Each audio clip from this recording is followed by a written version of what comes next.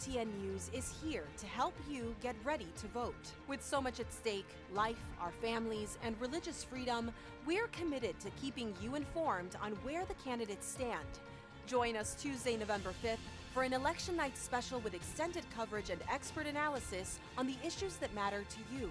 Tune in at 6 p.m. Eastern, again at 9, and the next morning at 10 for full results, only on EWTN. One of the greatest and most powerful saints in heaven is an 11-year-old little girl, Saint Maria Goretti.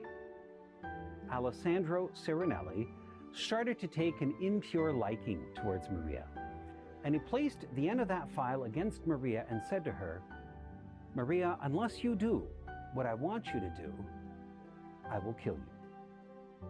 Maria refused. But before she died, she said these words, "I forgive Alessandro Serenelli, and I want him with me in heaven forever." You see, nobody in the world would have blamed Maria for not forgiving Alessandro. But friends, this story would not have the happy ending that it does had Maria not made that very difficult choice that she did, had she not chosen to forgive, had she not chosen to be a saint.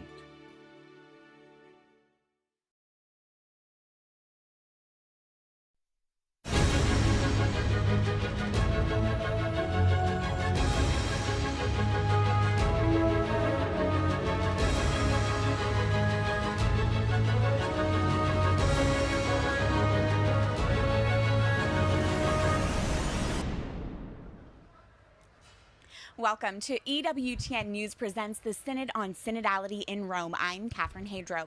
This morning, the Synod's final document was read in session before it's being voted on this afternoon. Delegates vote paragraph by paragraph with a 2/3 majority needed for formal approval. We are expecting the public release of the Synod's final document this evening, Rome time, and the day will conclude with an address by Pope Francis and the singing of the Te Deum. And what's an apparent move to discourage leaks, Synod organizers only provided printed copies of the draft report to participants, which makes it more difficult to share. Here joining me, and they've been joining me throughout this week, are my two co-hosts. Dr. Matthew Bunson is Vice President and Editorial Director of EWTN News, and Father Thomas Petri is President of the Dominican House of Studies in Washington, D.C. Gentlemen, the day has arrived, the day we've been anticipating throughout this 3-year-long synodal process.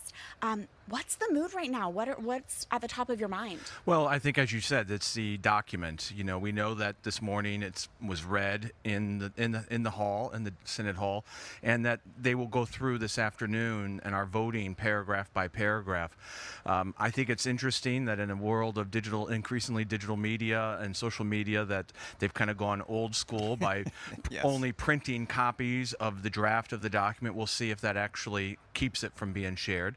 Yeah. The thing to note, though, is that document is not the final document, because paragraphs could be excised and I presume modified even, perhaps. Well, yeah, there'll be voting on it, and it's that consensus. So one of the questions is, will it reach certain majority votes that you need for it to become officially adopted?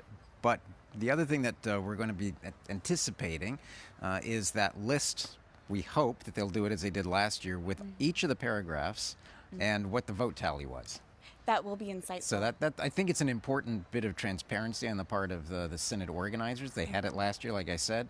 I think there's going to be intense interest probably on certain topics, I'm sure, as to what that vote tally was like. But the one thing that we even now have to begin looking at is that this is the end of this Synod. Yeah. But it is far, far from the end of the synodal process. Everything goes to Francis, but we still have the study groups. We probably have years ahead of us discussing synodality, and we can even start looking ahead, perhaps, to the topic that Pope Francis wants to choose for the next synod. Already thinking ahead to that. And as I mentioned, we'll hear from Pope Francis himself this evening. How significant do we expect those remarks to be? Well, it'll be interesting to see. One of the things that we've noticed over the week is just how the concept of synodality has really seems to have shifted in a lot of people's minds, especially with the encyclical that came out on Thursday. So it'll be interesting to see how he handles and addresses that. I'm sure he will talk about mission and evangelization. Right. I can't imagine Pope Francis not. But I also wonder if he will give any sort of time to some of these theological forums and the time to some of the issues that were taken off the table, because obviously the issue of women's ordination to the diaconate continues to be exacerbated by a minority of synod delegates. Yeah, and I think Francis, much as he did last year, but this year it's more dramatic, it's more conclusive, I think. He reflected on synodality. So this will be one of those major opportunities for him in front of a world stage, certainly in front of the whole church, to reorient or to reiterate his definition, his vision for synodality. But then also I think he knows that this can't be the end. He has to be looking ahead for what the means for implementing this vision. So there always has to be a practical application for what they're talking about. And I think we'll start seeing some of that tonight. I think so too. For framing purposes, again, we've talked about, last October there were leaks by this point of the Yes. document, which is why they're not sharing it digitally. Right. Compared to other synods that you both have covered, what is the mood of this final day here compared to previous years? Well, I think we've noticed that it does. One of the bishops said it the other day, that there's just much more serenity to this process than there was in previous years. I think the message has finally gotten out, even if not everyone likes it or has really heard it and understands it, that the synod is not the forum to make changes to the church or to address one's pet peeves and pet issues. Right. And it has to be stressed repeatedly that Pope Francis himself says it. A synod is not a parliament. We are not, unlike what the Germans in their synodal way want to do, we're not putting the teachings of the church up for a vote. It doesn't work that way.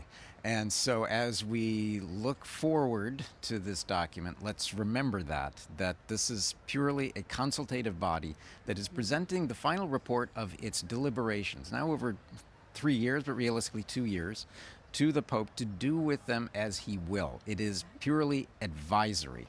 Exactly. We have to keep that in mind, especially as there's a lot of buzz about what is going to be in this document. And we've had the chance throughout this week to hear from church leaders for our coverage. Father Petri and I spoke earlier with Cardinal Koch, prefect of the dicastery for promoting Christian unity. He shared the role of interreligious dialogue at this synod. Here's our interview.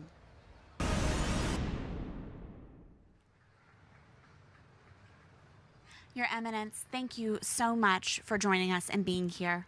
Thank you. There are fraternal delegates, these non-Catholic representatives of Christian churches here at the Synod on Synodality. What kind of insight are they bringing here to the Synod? And what is your message to Catholics and the faithful who may be concerned that there are non-Catholic influences here at the Synod? This was always the case in the synods. Always were invited ecumenical delegates.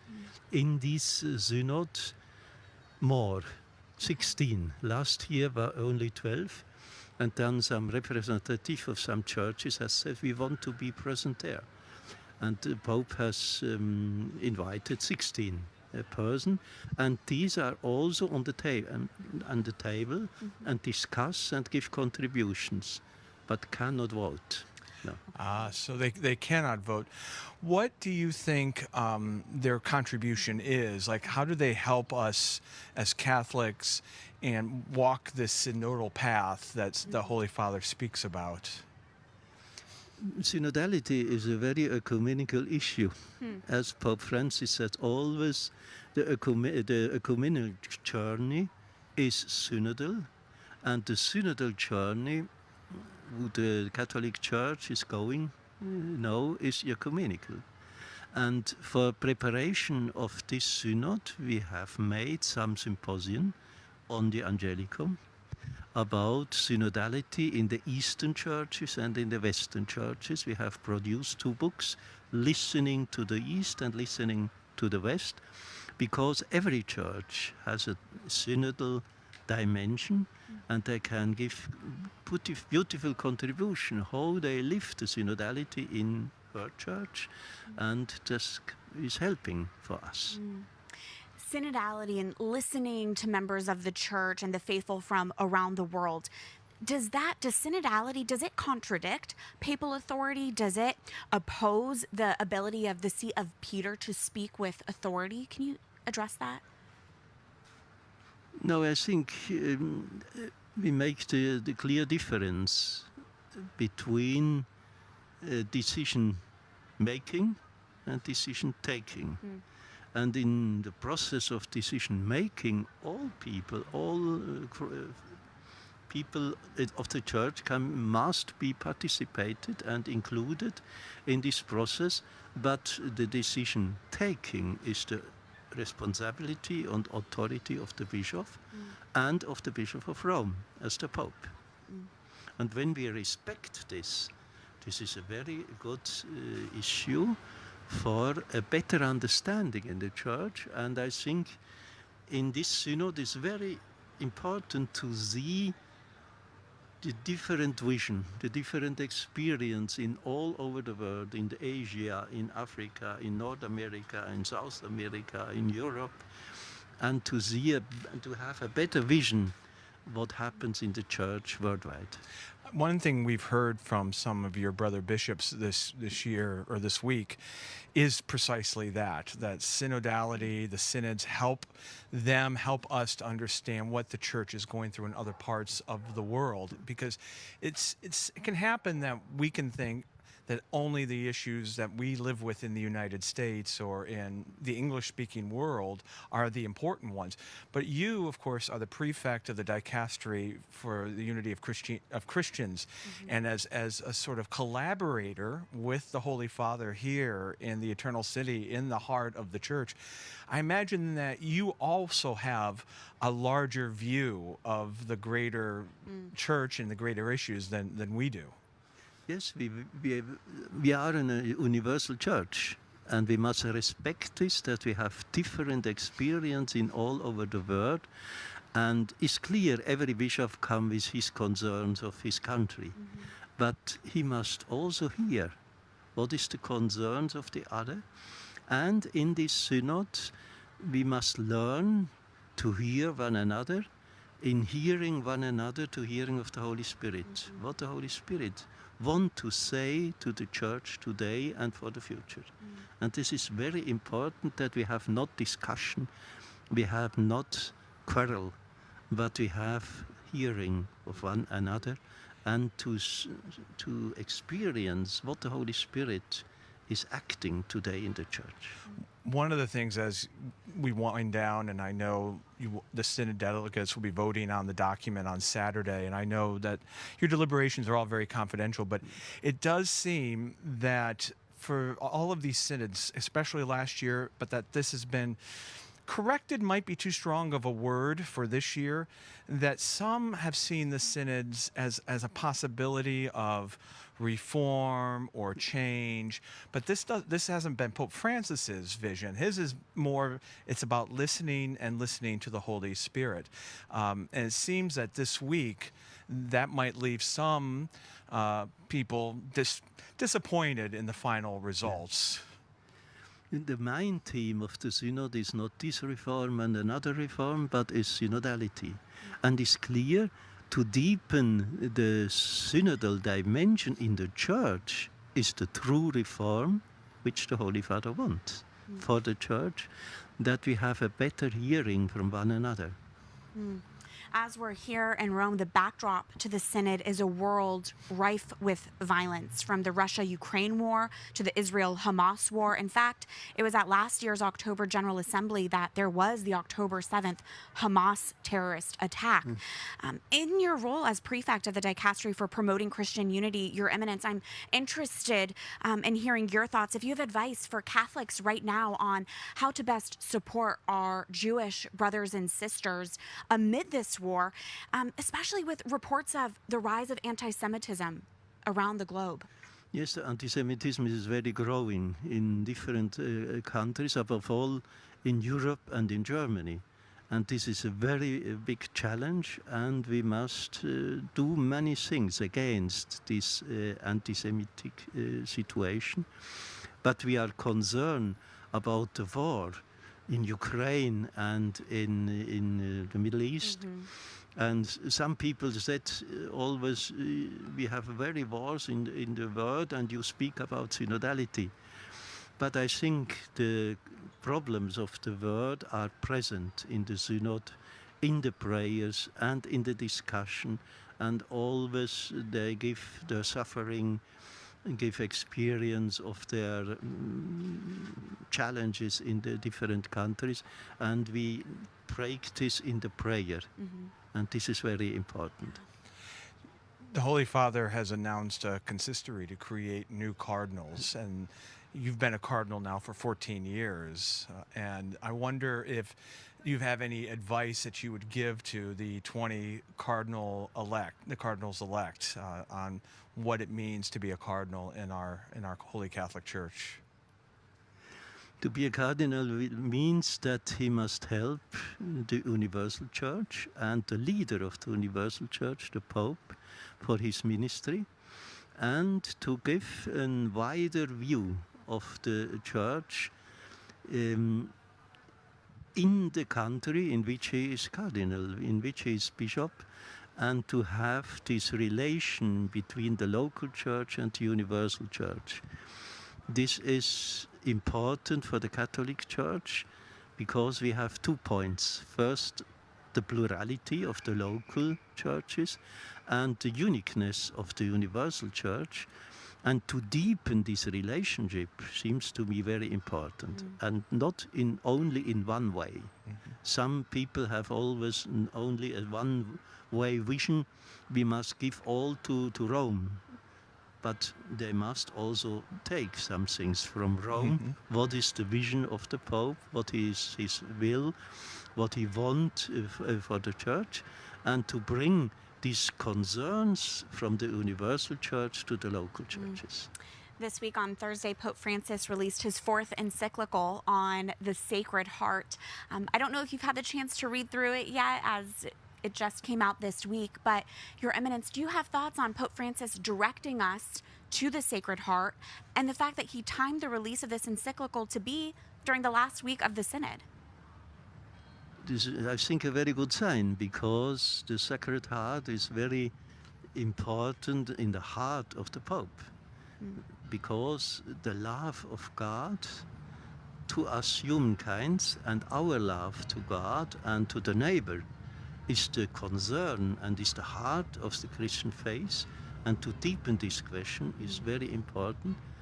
I see a very beautiful continuity also to Benedict XVI, because he has begun his pontificate with his encyclical about love, Deus Caritas Est, and the Pope Francis has his culmination of his pontificate with this encyclical of the Sacred Heart, and in this sense of the love of God and the love for the neighbor. And I think that he will show also what are the fruits of this love and what we have to do in this world. What is the mission? And this is very important. We speak always about synodality, but the main concern of Pope Francis is the mission. He speaks from a synodal missionary church, and we cannot forget this dimension of mission. So less, self-reflection on what we can change about the church or about ourselves, but more about evangelizing the world and bringing Christ to the world. Yeah. Well, Your Eminence, we are so grateful for your time during this week of the Synod. Thank you so much for joining us. Thank you, and all the best for you and your service. Thank you, Eminence. God bless.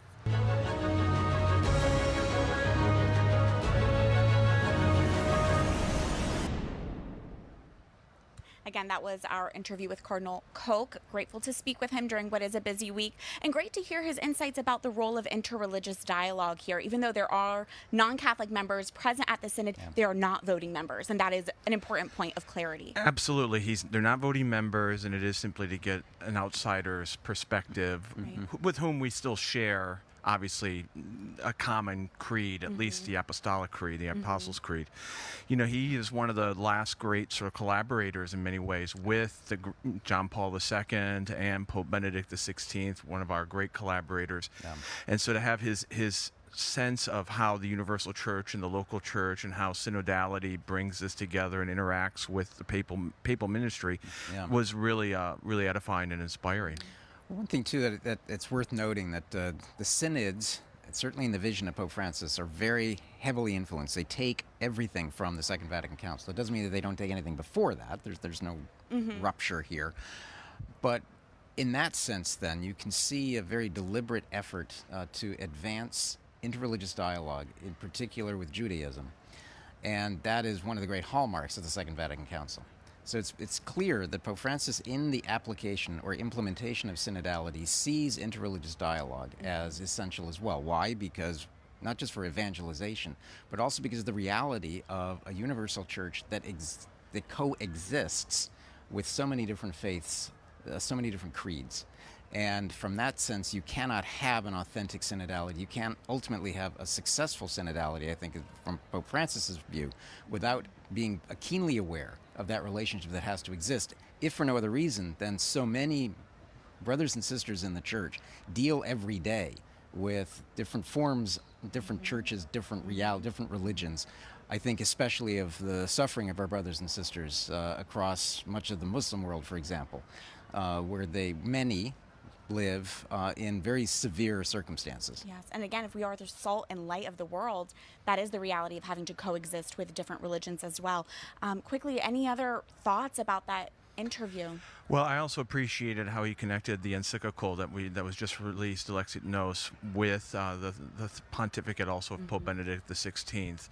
I do think that is a very correct and appropriate connection. You know, we talked a little bit about this yesterday, that Joseph Ratzinger was very important. A big part of his theology was the love of God, the love of Jesus Christ. I mean, his first encyclical was Deus Caritas Est.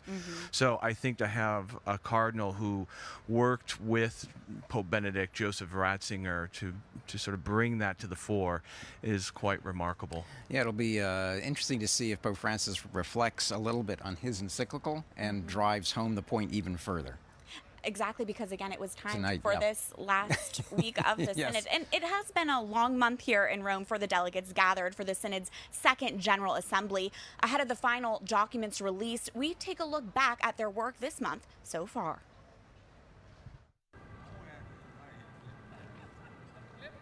For the past month, bishops, religious, and lay people from around the world have gathered with Pope Francis at the Vatican for the Synod on Synodality, the 3-year process of listening and dialogue that the Church began in 2021.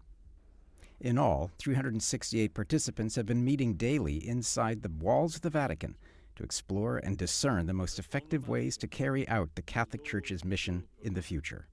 Being part of such a gathering is a good encouragement to see that you are part of something big, even if you are not that numerous at home, but it confirms your belonging to a universal church with all the strength that will include. No time to prepare. Topics such as lay participation, the roles of local churches, and episcopal conferences, and the need for more transparency and accountability have been widely discussed. Quoting, while the possibility of ordaining women to the diaconate has officially been ruled out, the role of women in the Church was one of the main topics of the Synod. I think one of the calls from this Synod is to share the possibilities that are open to women for governance, leadership roles within the Church. And there are many good practices from all around the world of women who are actually already, I was at the table this week with a chancellor in a diocese who's a woman. So there are already, but we're actually quite ignorant of what is possible at the moment. And that was, there's a list actually of the possibilities that exist, and that we should share that good practice and learn from each other. The second week of the Synod was not only an opportunity to experience the universality, but also the unity of the Church. Starting with the day of prayer and fasting on October 7th, the one-year anniversary of the outbreak of the Israel-Hamas war, the Synod Assembly also organized a collection for the victims of the war in Gaza. The week also included the celebration of Holy Mass in the Maronite Rite and concluded with an ecumenical vigil led by the Holy Father, together with participants from various churches attending the Synod. For us, it's very interesting as well to see that the others had a very different problems like the ours. And I see that we can help to encourage, for example, and to share our own experience. Who can compare one and each other. Participation, governance, and authority were the themes during the Synod's third week. Several pastoral theological forums were also held across Rome to provide a public platform for reflection and debate on some of the theological topics discussed during the Synod. One important topic the Synod participants and experts addressed at the forums was the possibility of granting doctrinal authority to local bishops' conferences. So the big topic this week is decentralization. So to what degree can local churches and not the Vatican here have the authority and the power to make doctrinal decisions? So the Synod delegates are actually considering a proposal this week to give national bishops' conferences doctrinal authority to make some of those tough decisions on teaching and discipline in their own context instead of here in the Vatican. Dieu de paix. Many bishops have stressed that while different cultures, rites, and methods of evangelization are a treasure to the Church, the faith itself must remain everywhere the same. During the fourth and last week of the Synod, the participants have been writing and editing the final document draft, which will be voted on and ultimately presented to Pope Francis. He will then decide what comes next for synodality and for the Church. That was a great refresher of all the work that's been done so far. And joining us now is Jonathan Liedl, Senior Editor for the National Catholic Register. Jonathan, thanks for joining us. My pleasure. Great to be with you both. And thanks for all your work covering this Synod. And here it is. We're finally here the day of voting on the Synod final document. What's the mood among the delegates today? Yeah, I think I would say in a word, relief, right? Because keep in mind the final document isn't just the product of this past month, but really it's the product of this process that's been ongoing for 4 years, the Synod on Synodality since 2021. So I think the delegates have certainly put in a lot of work, and to be hopefully arriving at a document that all present can kind of agree upon, that has that degree of consensus that we've been talking about, will certainly bring a degree of relief to all who have participated. Yeah, in your reporting, you have noted that there are some participants here who are advocating pretty aggressively, we have seen over the last month or the last years, for changes in church teaching, in particular as it relates to the women deacons, a question of that, same-sex relationships. But then you also add that they seem to be bracing for, I think what you use the phrase, a cold shower with this report. Do you anticipate that that's still the case, or have there been some movements in the last days? Yeah, I think you're right that relief overall characterizes most here, but you're right, there are some maybe more progressive Catholics who I think are disappointed with where things seem to be heading with this final document. There's actually a Swiss delegate who said just the other day that the Vatican hasn't taken seriously the Synod because it hasn't listened to some of these voices advocating for some of these really kind of radical changes. And I think really what I think it comes down to is expectations, because the Synod, if we think back even a couple years, this was presented by key figures here at the Vatican as the biggest thing since Vatican II. So it was really presented as this kind of everything's on the table, anything can happen, nothing is settled. And I think for people who are trying to push for changes that I think we would agree are not really possible in the church, sacramentally ordaining women and things like that, they were never really told no, right? So I think there are a lot of very high expectations among that kind of group of people.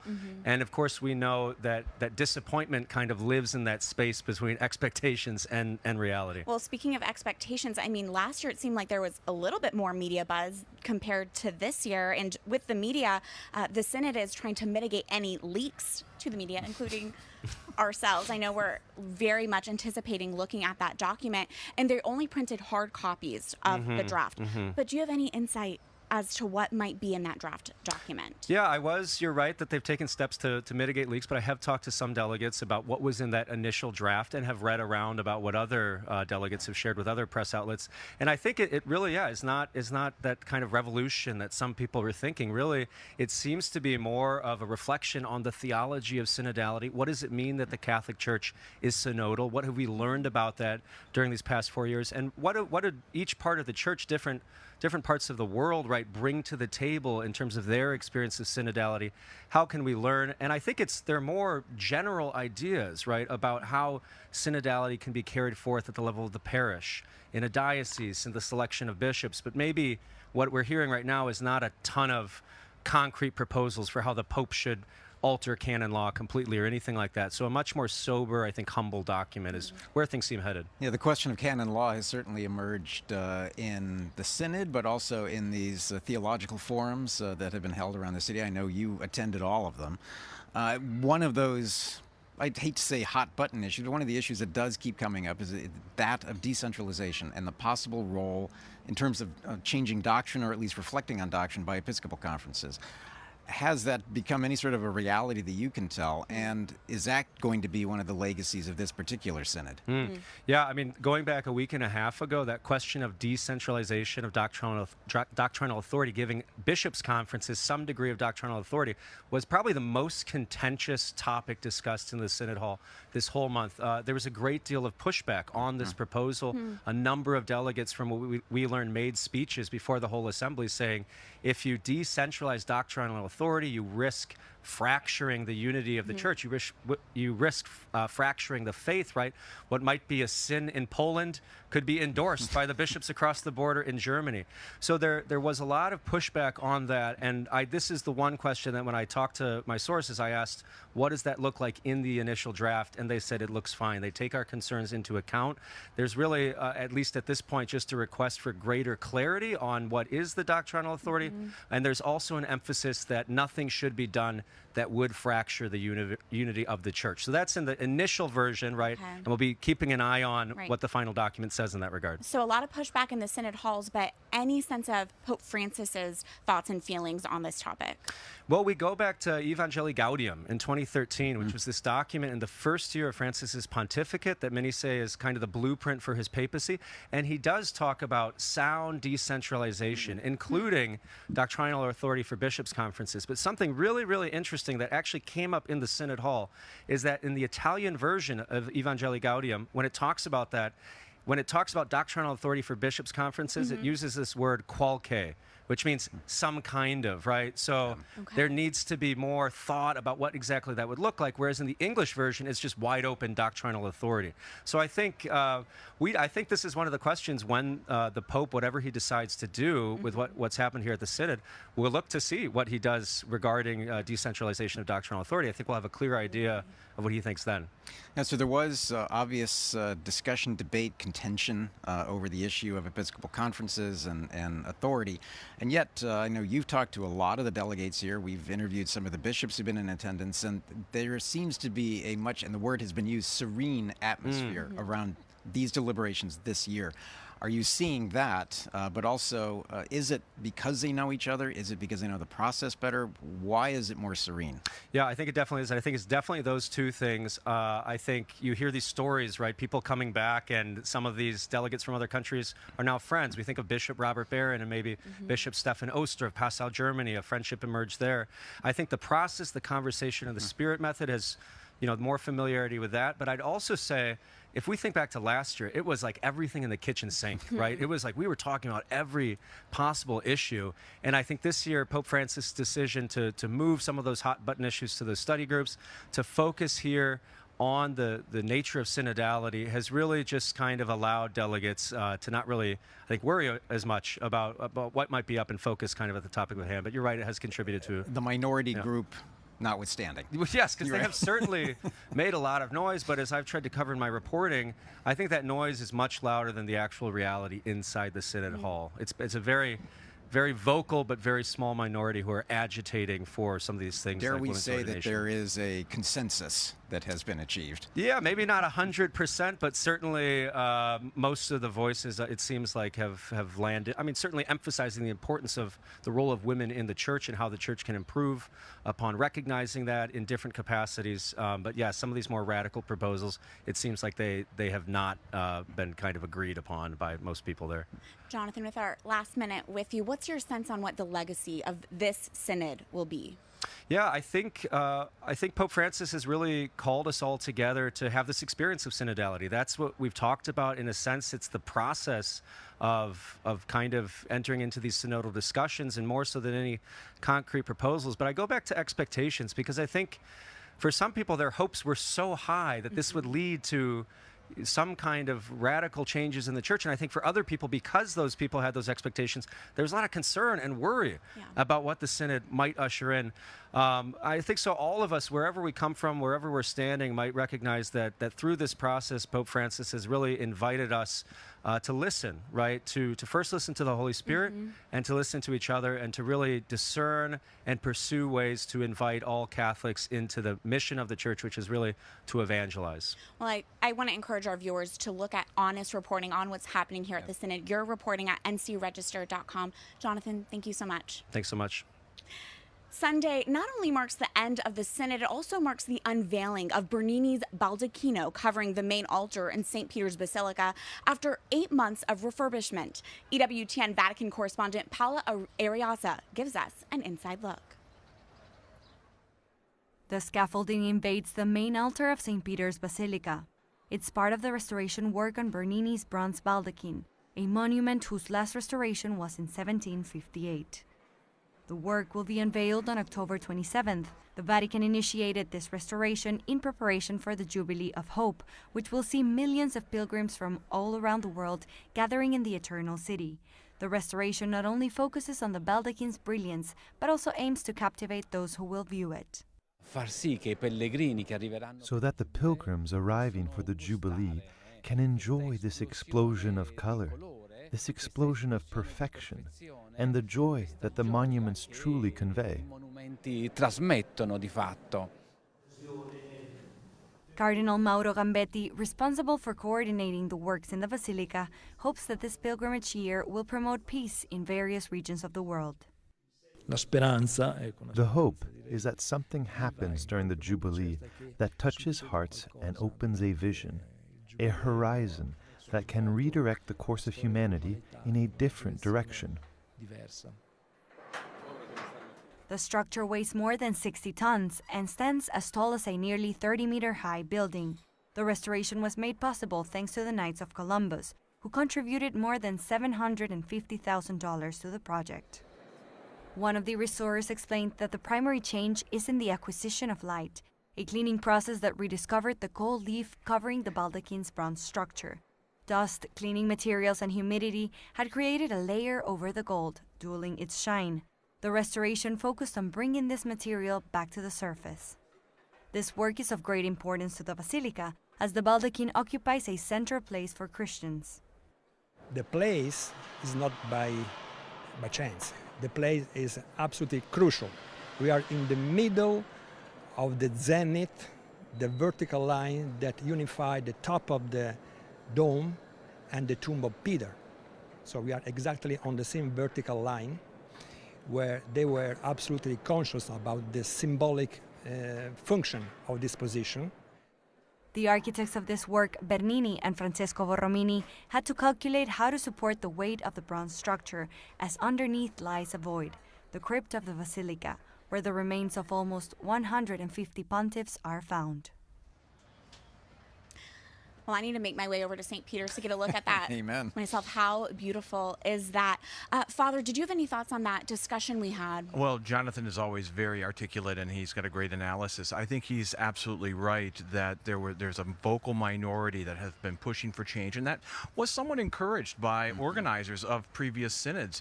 And in some ways, some of the same organizers that have organized this synod, and that in turn led to high expectations and led other Catholics to be concerned, overly concerned about the synods.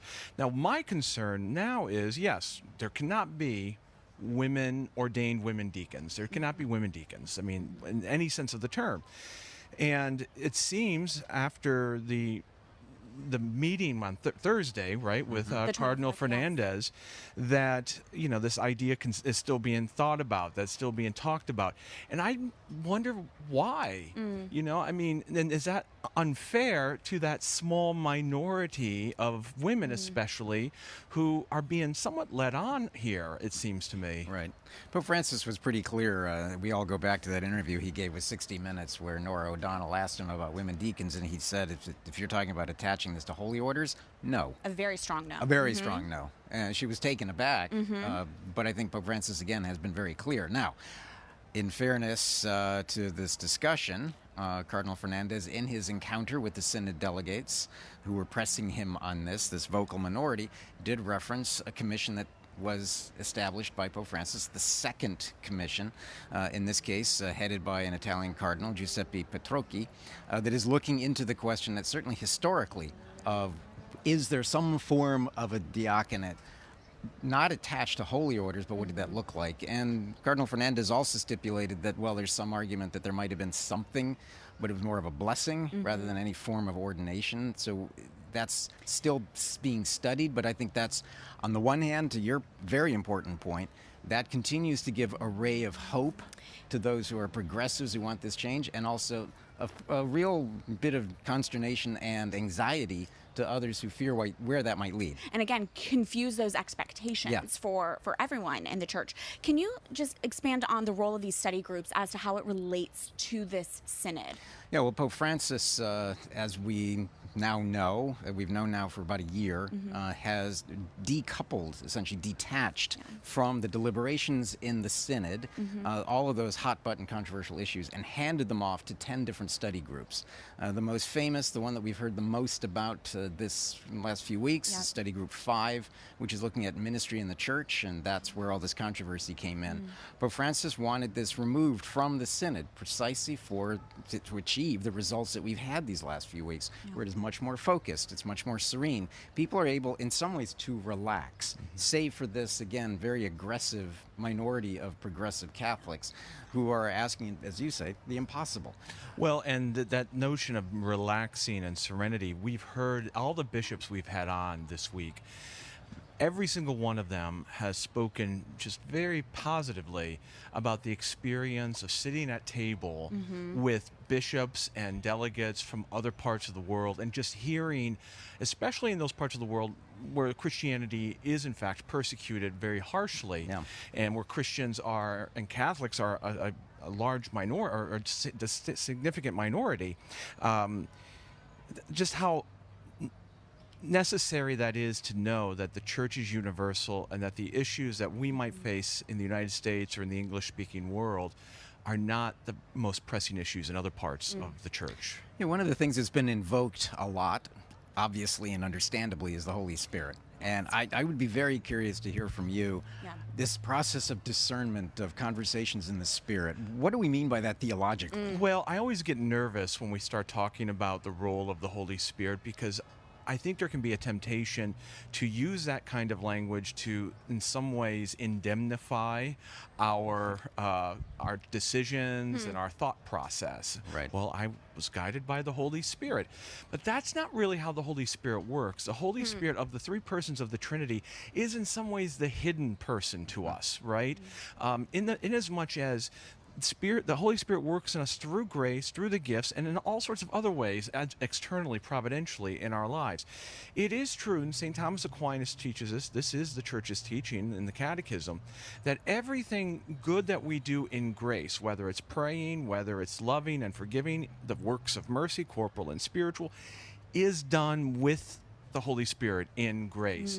Now, the thing is, not everything we do is completely well aimed at times. I mean, we have venial sins, we have mortal sins, but even venial sins can push us off target. You know, and that's what a venial sin is. You're not entirely well aligned. And so when you have, say, a minority that are pushing for changes in dogma, they might actually believe that they're acting in the Holy Spirit, but the Holy Spirit always shoots straight. And so that being said, as we're looking at the Synod and the legacy of the Synod years out from now, are we to look at the fruit of this synod, and how do we discern that? Well, I think that's right, and it's much the same way that we look at whether an ecumenical council has been successful, right? I mean, the Council of Trent, we can look back and see all the doctrinal solidification and clarification that it provided. But say the Fourth Lateran Council, which was also a Reformed council, was pretty much an abject failure, and everyone can agree with that. Why? Not because of the council itself necessarily, but because of the failure of implementation. That's correct, and I think it's still kind of early. Even though there's many good fruits already from the Second Vatican Council, I think there are things that there are questions about, and historians will have to look back in the long haul, 100 years, 125 years, to see what of all the fruits were. And two small points. The first is that we have to avoid, and you're always wonderfully clear, which I think is so appreciated, the difference between a synod and an ecumenical council. They are not the same thing, and no one should leave or arrive with an expectation or sense that they're remotely the same. The other is that it is the fullness of church teaching that you always see when it's being applied well. There's a beauty to it. There's a harmony to it. And I always go back, when we're talking about the Holy Spirit, to that great image, I think it was from St. Ambrose, where he talks about the church, and that the church is this magnificent bark sailing on the seas of the world, but the sails are the cross of Christ, and it is propelled by the breath of the Holy Spirit. But it's a reminder to us visually that everything has to work together to be true, to be authentic. You know, Matthew, I'm glad you mentioned this, that when the church's fullness of teaching is being implemented, there is a beauty. But the reverse is even more true, is when you see preachers or clerics or teachers or things happening that are clearly contrary to the church's teaching, it's often more obvious in the breach, right? And this is often why ecumenical councils are called, because there have been breaches. You don't need an ecumenical council always because things are going well. You need them when things are going badly, you know? I do want to ask, just in our final moment together, what has surprised you about this week? You know, compared to what our expectations were, what's the reality been? Well, I have to say, and I've said it since Thursday, really, the encyclical, just how serene it all has been, that the bishops that we've had on, and they speak for their brother bishops too, what synodality is and what it isn't, and that it is actually a process of communion and mission. And I will say this, I know we still have another day left. It's always great to come to Rome, and I'm really thrilled that we've been able to do this together. You know, we're all good friends, and I think a great team. Yeah, to be here for weeks in such close proximity to the tomb of Peter, to be here in the eternal city is one thing that's really very precious for all of us. I think, too, we still have to see what the final report looks like. We still have to see what Pope Francis is going to do. We still have to see what the fruits of this synod are.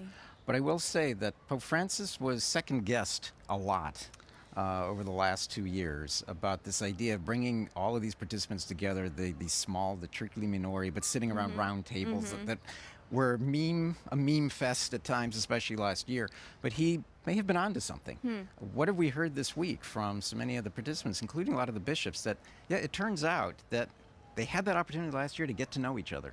And now we're seeing the fruits of that as it's playing out, and it has led to, apparently, we'll have to see it, a consensus among the participants that we started to see coalesce at the end of last synod, at the last session, and really began bearing its own fruits in this one. So hats off to Pope Francis. And we'll have to hear what he has to say tonight. Well, that concludes today's coverage of the Synod on Synodality's Second General Assembly in Rome. Tomorrow, join us as we provide analysis of the Synod's final document and bring you live coverage of the closing Mass of the Synod, at which Pope Francis will preside. You can find all programming times at EWTN.com, and be sure to read EWTN News' live updates on the Synod at CatholicNewsAgency.com. We'll see you tomorrow here from Rome. God bless.